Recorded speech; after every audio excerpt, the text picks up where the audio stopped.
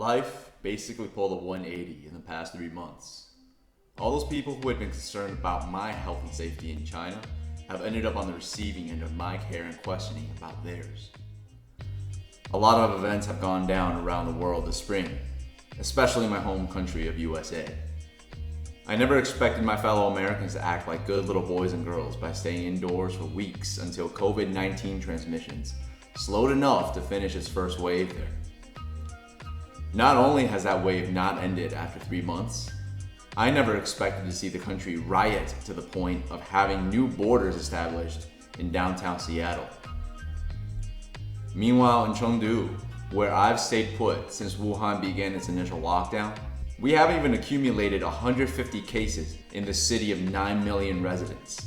So how have we stayed safe thus far from the second wave in the northeast that most recently hit Beijing? April 8th, 2020. The epicenter of COVID-19 reopened to the rest of mainland China. On that day, the most number of flights out of Wuhan to any other city stood at 10 into the hub of Chengdu. Twice the number of flights compared to the nearby destination of Shanghai's two combined airports. During the month of May, Chengdu held the top volume of all domestic air traffic. Yet we are somehow lucky enough to have contained all imported sources of infection. Public transportation workers have upheld mask rules for all riders attempting to board. There hasn't been a shortage of face masks in months, and I've personally been on the receiving end of kindness when a subway security staff and health department nurse each handed me a mask for free over the past few months. At the very least, if these masks and temperature checks won't protect us from viral infections, their ubiquitous existence helps ease people's minds. Since spring's arrival at the time of our last video, Chengdu experienced a week of hot weather going into the 80s Fahrenheit, before temperatures cooled down again, as if reminding us that quarantine season had not yet terminated. Official policy offered us additional 30-day extensions, following the automatic 2-month visa extension announced in late February. Thus, we can stay longer in one of the safest cities in the entire world to hide from this epidemic. I'm currently on one of those 30-day stay permits while applying for my work permit to provide myself with an income source for the following year of hiding out here. I even picked up my amino acid test result today to prove that I'm free of COVID before starting the new job next week. Throughout this recovery period, the country hasn't forgotten those brave souls who gave their lives fighting for people's survival against the virus. For Tomb Sweeping Day, Qingmingjie, this year, the entire nation designated 10 a.m. on the first Saturday in April for drivers to honk their horns in honor of those who perished under these special circumstances.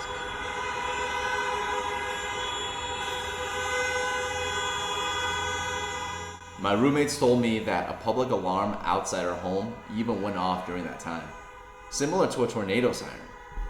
How the hell could I have slept through that? Nobody knows an entirely accurate figure for COVID cases in any country, but Chengdu locals and expats alike have resumed normal life based on our observations within the city. Although I hear from non-Asian friends that they now receive more stares than usual, we haven't witnessed any blatant discrimination from establishments like this McDonald's from some other city. The cause isn't simply racism. Just last week, I was riding in a pooled car with another passenger, and she stuck her head outside the window to avoid breathing in the same air as me once I started commanding my dog in English. In mid-April, electronic health certificates were even made available for foreign nationals. Travel in between provinces of similar risk levels is even allowed, though flights were still pricier than last year. I skipped out on some slick discounts like a $100 round trip to go surfing in Sanya, or China's Hawaii, but stayed home instead to avoid potential new infections, mandating more nucleic acid tests for work. Getting a cotton swab jammed into my nostril past my sinuses made me wince enough the first time.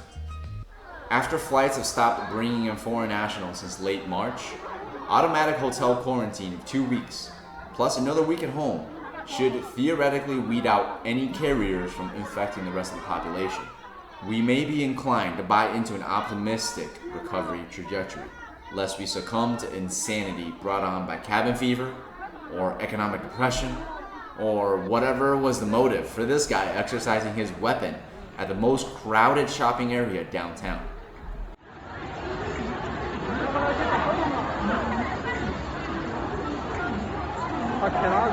If you've also had it proved to your loved ones that you're much more safe and sound here than in your home country, please feel free to share this video for a reality update. Besides liking and commenting on this video so that the YouTube algorithm can pick it up for recommendations, do you have any suggestions for content you'd like to see? Subscribe to the channel and provide feedback for me to continue creating what you want to watch. To people in the rest of the world, have you been able to obtain masks so that you can still go outside and socialize at a distance? To my fellow Americans, have you all received your $1,200 stimulus check from April? That's probably a long forgotten notion by now in the midst of burning down the country, but I'm hoping optimism can help put a stop to this real life purge happening in the States right now. We don't know how much longer this epidemic will impact global economics and lifestyle. If you've had difficulty coping with prolonged confinement, consider living vicariously through my future videos, showing you life outside of the epidemic. Until then, stay safe. Don't end up like this guy, because ain't nobody gonna protest for him.